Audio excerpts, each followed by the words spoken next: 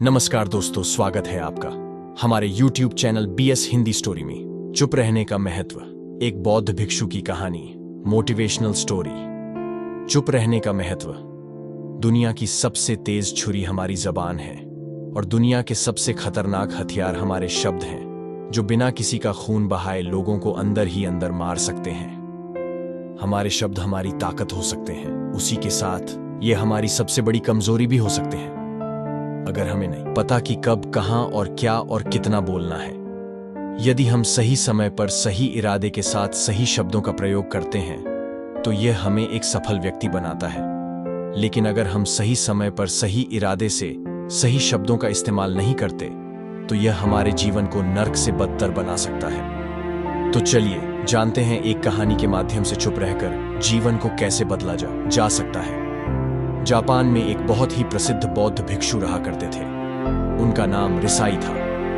रिसाई अकेले रहते थे। दुनिया के शोर शराबे से दूर जंगल में वो रहते थे और वह बड़े ही ध्यानी और प्रभु भक्त व्यक्ति थे, इसलिए वह पूरे जापान में बहुत प्रसिद्ध थे। एक दिन एक राजकुमार रिसाई के पास आया और बोला, हे प्रभु, मैं हमेशा थका हुआ, निराश और परेशान महसूस करता हूँ। मेरा मन बहुत अशांत रहता है।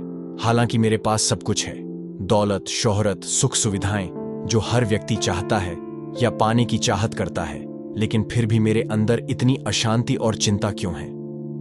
रिसाई ने उसकी बात बहुत ही ध्यान सुनी और कुछ सोचने के बाद कहा, तुम इस प्रश्न का उत्तर जानते हो, बस तुमने कभी इस प्रश्न को हल करने की कोशिश नहीं की है। रिसाई ने आगे कहा, मैं एक खोज करना चाहता हूं, क्या तुम मेरा साथ उसमें दोगे? इस खोज के बाद तुम्हारे जीवन में किसी भी तरह की अशांति और चिंता नहीं रहेंगी। यह बात सुनकर राजकुमार बहुत खुश हुआ। उसने रिसाई से कहा, बताइए, मुझे क्या करना होगा? अपने मन के शांति के लिए मैं कुछ भी करने को तैयार हूं। राजकुमार की बात सुनकर रिसाई ने कहा, तो फिर अगले 15 दिन तक मेरे आश्रम में रहोगे और एक सामान्य व्यक्ति की तरह अपना जीवन व्यक्तित्व करोगे, और इन 15 दिनों में तुम अकेले और चुपचाप रहोगे, जितना हो सके कम बोलोगे। राजकुमार सहमत हो गया। पहले दिन राजकुमार को लगा कि उसका मन सामान्य से अधिक अशांत और विचलित है। उसके मन में तरह तरह के विचार आ रहे थे और वह आम लोगों की तरह जीवन जीने में असहज महसूस कर रहा था और उसे अंदर से बोलने की चाहत हो रही थी, लेकिन वह चुपचाप रहा। उसके मुंह से एक शब्द भी नहीं निकला। अगले दिन वह वैसे ही पूरा दिन चुपचाप बैठा रहा। अगले 2-3 दिन बस वह चुपचाप बैठे रहता, लेकिन रात होते होते उसे अंदर ही अंदर शांति का अनुभव होने लगा। उसके लिए यह अनुभव अजीब था। वह खुद से पूछ रहा था कि वह अंदर ही अंदर इतना खुश क्यों है। अगले दिन राजकुमार अकेला चुपचाप बैठा रहा और वह प्रकृति को निहारने लगा। वह पौधों को, फूलों को, आकाश में उड़ रहे पक्षियों को देख रहा था। वह अपने जीवन में पहली बार यह अद्भुत दृश्य महसूस कर रहा था कि उसके आसपास कितनी सुंदरता है।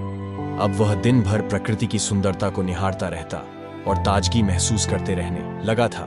इसी तरह से 10 दिन बीत गए थे और उसके मन की सारी बेचैनी, सारी हलचल और सभी तरह के तनाव गायब हो गए। 11वें दिन की सुबह राजकुमार फिर से एकांत में बैठ गया और कुछ ही मिनटों में उसकी आंखें अपने आप बंद हो गईं और वह गहरे ध्यान में चला गया। वह पूरे दिन वहीं पर ध्यान लगा के बैठा रहा और गहरे ध्यान में डूबा रहा। ना कोई शब्द, ना कोई चिंता। राजकुमार भीतर से असीम शांति और आनंद से भर गया। राजकुमार अपने बाकी के 4 दिन इसी तरह व्यतीत करने के बाद रिसाई के पास गया और उन्हें प्रणाम किया और बोला, हे भिक्षु महाराज, मुझे उत्तर मिल गया कि मेरे में इतनी उथल पुथल और चिंता क्यों था। मैं जान गया कि मेरा मन इतना अशांत और विचलित क्यों था।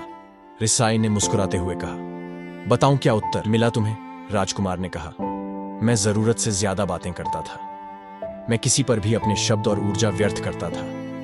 मैं दिन भर अपने लोगों से फालतू बातें करता और अकेले में उन्हीं लोगों के बारे में सोचता रहता था। ज्यादातर समय निगेटिव बातें सोचता रहता और इस तरह से मैं अपना समय बर्बाद कर देता था। ज्यादा बोलने और निगेटिव सोचने से मेरा मन अशांत और बेचैन हो गया था।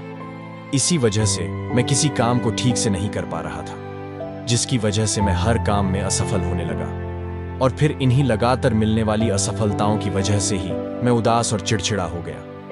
इन्हीं सभी चीजों की वजह से मेरा जीवन बर्बाद हो रहा था। यहाँ पर हुए 15 दिन मेरे लिए पूरी तरह से अलग थे। मुझे कुछ अलग ही एहसास यहाँ पर हो रहा था।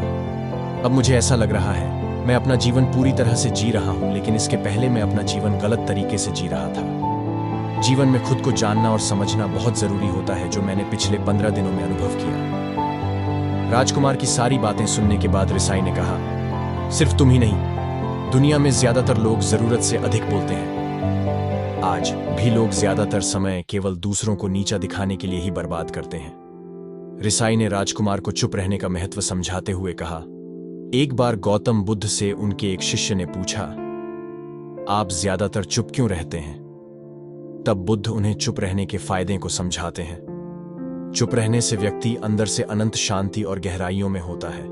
मौन अपने भीतर उतरने की पहली सीढ़ी है। मौन के बिना खुद को जानना असंभव है। खुद को जानने और समझने का पहला नियम है मौन हो जाओ। कम बोलने का कोई भी नुकसान नहीं है, लेकिन यदि आप ज्यादा बोलते हैं तो आप अधिक गलतियां करते हैं। अगर व्यक्ति कम बोलना शुरू कर दे तो संसार की 90% मुसीबतें अपने आप खत्म हो जाएंगी। जिसने मौन रहने की कला जान ली, वो भीड़ में भी अकेले रहने कला जान लेता है। एकांत में तो आदमी आनंदित रहता है, दूसरों की उपस्थिति ही तो बेचैनी पैदा करती है। चुप रहने की शक्ति से अधिकतर ऊर्जा को बचा लोगे। इस कहानी से हमें यह सीखने को मिलता है कि चुप रहने में भी एक अद्भुत शक्ति होती है।